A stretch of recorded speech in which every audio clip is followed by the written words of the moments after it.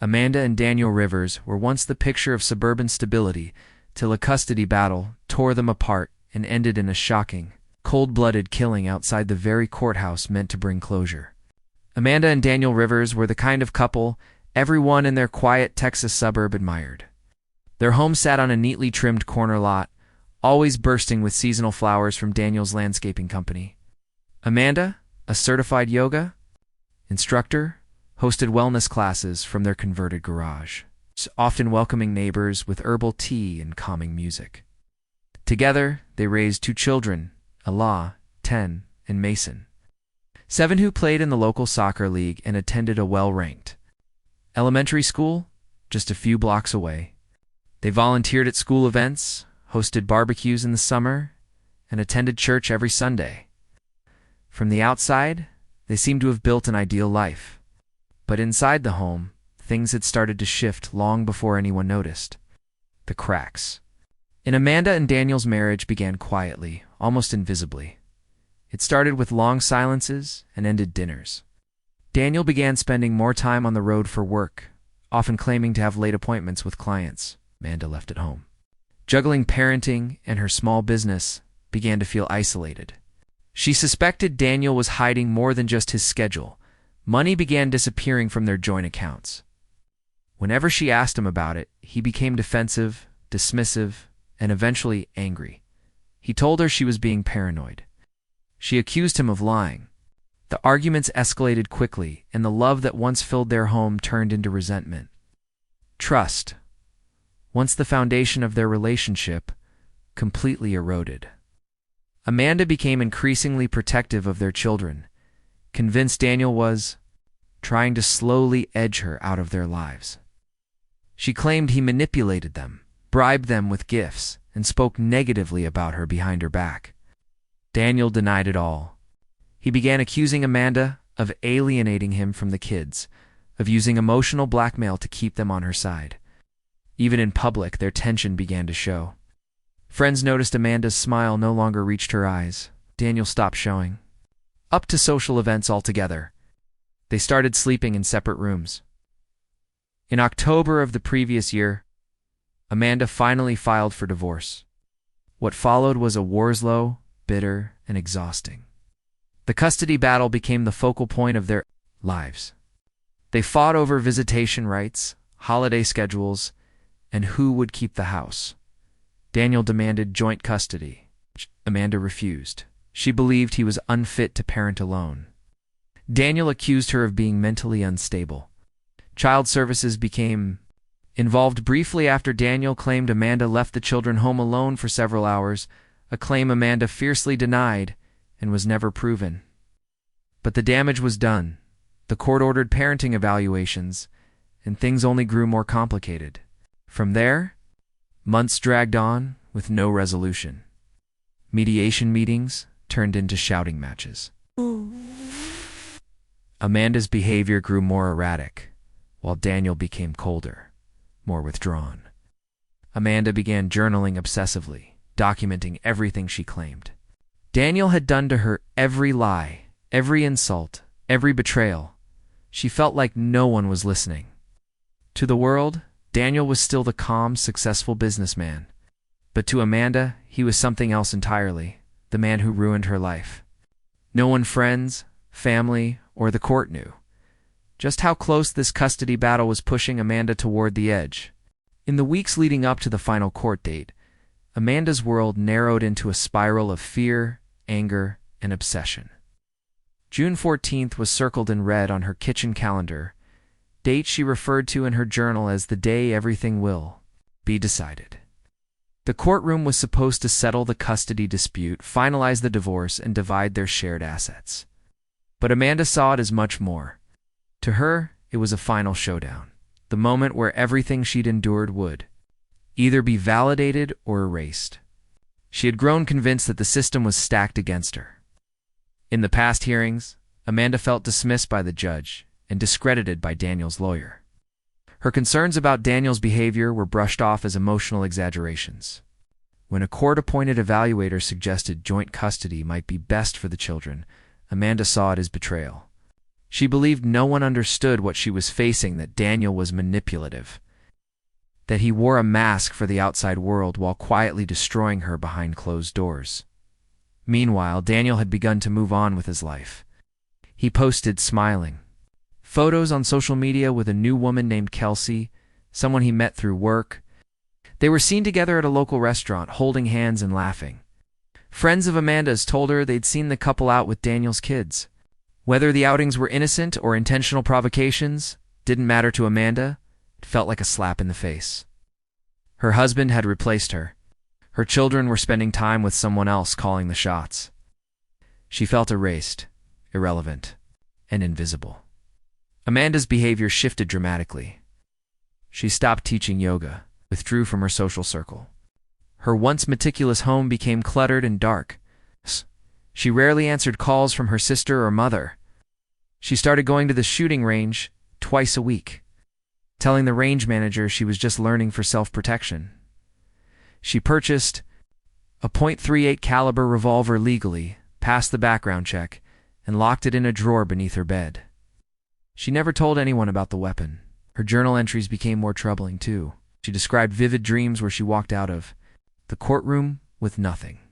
She imagined scenarios where Daniel won full custody and moved the children out of state. She wrote that she had nothing left to lose. The last entry before the shooting read, "If the system won't protect us, I will." Daniel, on the other hand, seemed relaxed going into the final hearing, according to his sister, who accompanied him to the courthouse. He believed things were finally coming to an end. He had prepared his documents, gathered financial records, and worked closely with his attorney. He looked forward to closing this painful chapter and starting a new life.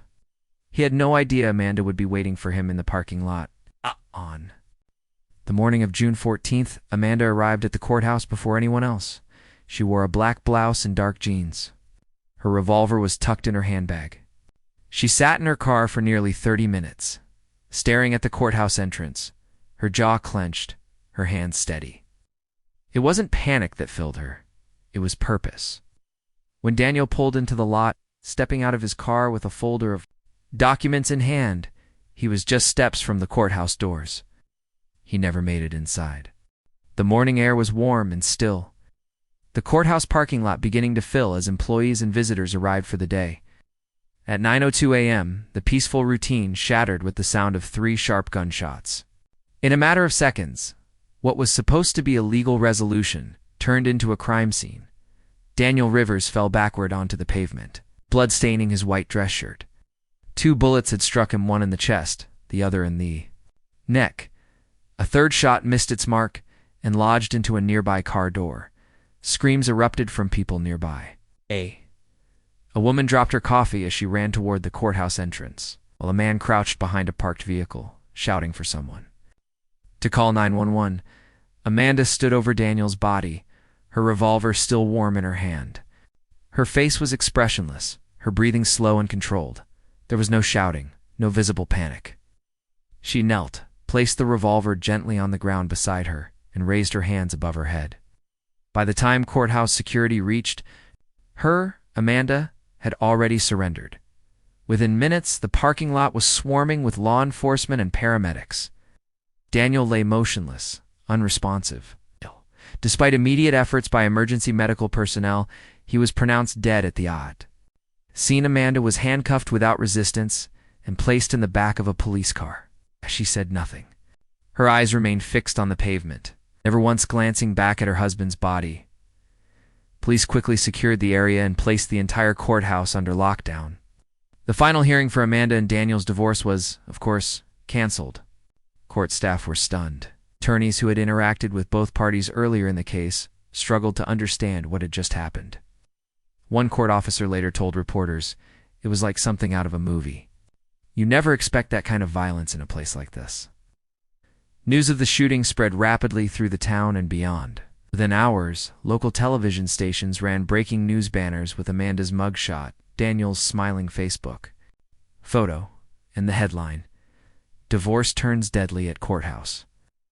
By evening, the story had gone national, as detectives began their investigation. Details slowly emerged that painted a picture of growing instability and unspoken warning signs. Amanda's vehicle, parked just a few rows away, contained her purse, phone, and a spiral-bound notebook later confirmed to be her journal. In it were pages describing her emotional descent, her fear of losing her children, and her growing hatred. For Daniel's family was left in a state of shock. His sister, who had been standing near him when the shots were fired, had tried to shield him, but was too late. She would later testify that Amanda didn't say a word not before, during, or after the shooting. It was as if she had already decided there was nothing left to say. The community, once proud of its peaceful reputation, struggled to process what had happened in broad daylight on the courthouse steps. It wasn't just the murder that shocked. It was the way it happened. Cold, calculated, quiet, and it was only the beginning of what investigators would uncover. As detectives dug deeper into Amanda Rivers' life, a far more disturbing narrative emerged, one that went far beyond a heated custody battle or an impulsive act of violence. The woman who had calmly pulled the trigger outside the courthouse, that had been unraveling for months, but few had truly seen it, and those who did either ignored the warning signs or didn't understand what they meant. The journal recovered from Amanda's car became a key piece of evidence. It was a detailed handwritten record of her thoughts over the previous year, chronicling her descent into resentment, fear, and, eventually, rage. Each entry painted Daniel as a manipulative figure, someone who she believed was out to destroy her piece by piece. She wrote about how he smiled in court while lying through his teeth, and how no one could see the truth because he hid behind charm and paperwork. To Amanda, he wasn't just her ex, he was a threat to her identity, her motherhood, and her future. Psychological evaluations conducted after her arrest revealed a woman suffering from severe depression, paranoia, and unresolved trauma, but those findings only complicated the case. While her defense attorneys argued Amanda was experiencing a mental breakdown, prosecutors focused on her planning and preparation. Police uncovered evidence that Amanda had spent weeks researching court-related shootings, mental illness defenses, and even the legal implications of using a firearm in self. Her internet history showed visits to obscure blogs and forums discussing high-conflict custody battles and how some women felt pushed too far by the family court system. Though there was no manifesto or explicit threat, the content made it clear Amanda had been feeding a dangerous narrative inside her own head. Her social media activity had also changed. Once filled with yoga tips, photos of her children, and motivational quotes, her pages had gone silent. In private messages, she confided in a few close contacts that she was not okay and felt like she was fighting a ghost in court. Still, no one imagined she was preparing to kill. In interviews, Amanda's friends described her as warm, nurturing, and deeply devoted to her children. But in the months after the divorce filing, she had become isolated, withdrawn, and obsessively focused on her legal case. She stopped returning calls, skipped family events, and once told a friend that Daniel wouldn't stop until I was erased. Those around her chalked it up to stress, but hindsight painted a different picture. Daniel's family, particularly his sister, was vocal in demanding justice. She spoke openly about the fear Amanda had instilled in their family and how Daniel had once expressed concern for his safety but didn't believe Amanda would ever act on her threats. The truth was, Amanda had never made any direct threats at all. Her violence came without warning, masked behind silence and calm. While awaiting trial, Amanda showed little emotion. She did not cry during interrogations, nor did she express regret. When asked why she did it, she reportedly replied, "Because I had no choice." That sentence, more than anything else, haunted everyone who heard it. Her defense team began preparing an insanity plea, but the prosecution was building a case rooted in premeditation.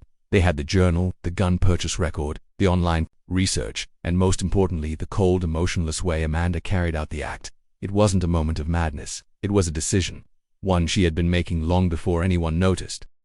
Amanda Rivers was formally charged with first-degree murder just one day after the courthouse shooting. The district attorney's office moved swiftly, citing overwhelming evidence and public pressure. The small community still reeling from the killing was shaken further as details from the investigation emerged. Amanda's journal, her internet searches, and the methodical way she executed the shooting. It became clear to many that this wasn't an act of passion, but something far more chilling. A deliberate plan carried out in plain daylight. Amanda's legal team chose a controversial route for her defense. They entered a plea of not guilty, by reason of insanity, arguing that Amanda had experienced a psychological breakdown caused by the intense stress of the custody battle.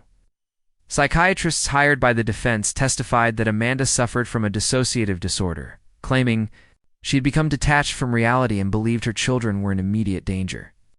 They painted her as a desperate mother who thought violence was her only remaining option, but the prosecution told a very different story. They presented Amanda's actions as calculated and rehearsed.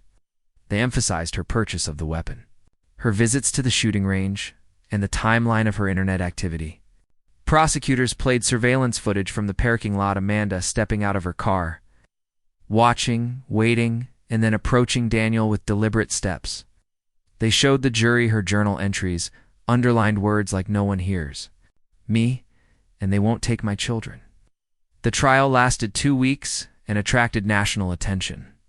True crime enthusiasts, legal experts, and parenting forums all weighed in online. Some sympathized with Amanda, claiming she was pushed beyond her limits by a flawed legal system. Others saw her as manipulative and dangerous, someone who used the image of a devoted mother to cover darker intentions. Commentators debated whether her mental health should be a shield against accountability or a cautionary tale. Daniel's sister, who witnessed the shooting, gave a heartbreaking testimony. She described Daniel's face the moment he saw Amanda, the confusion turning to shock in the seconds before the first shot rang out. She told the jury about his devotion to his children, his efforts to move on, the pain their family would carry forever. Amanda never testified.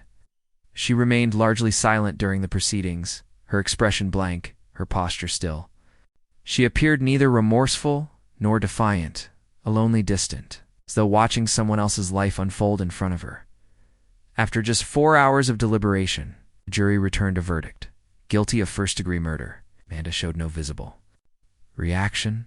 The judge sentenced her to life in prison without the possibility of parole. Following the verdict, a small memorial was set up outside the courthouse. Flowers, candles, photos of Daniel with his children. Strangers stopped to leave notes and offer prayers. The courthouse installed a new security measure in the parking lot. A plaque was added nearby in Daniel's memory.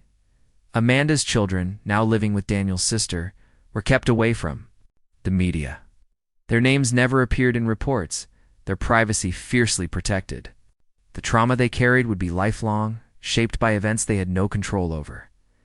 In the end, the story of Amanda and Daniel wasn't just about a failed marriage or a bitter divorce. It was a devastating reminder of how anger, when left to fester, can erupt into irreversible tragedy. What was supposed to be the end of a legal fight became the end of a life, leaving a shattered family and a scarred community behind.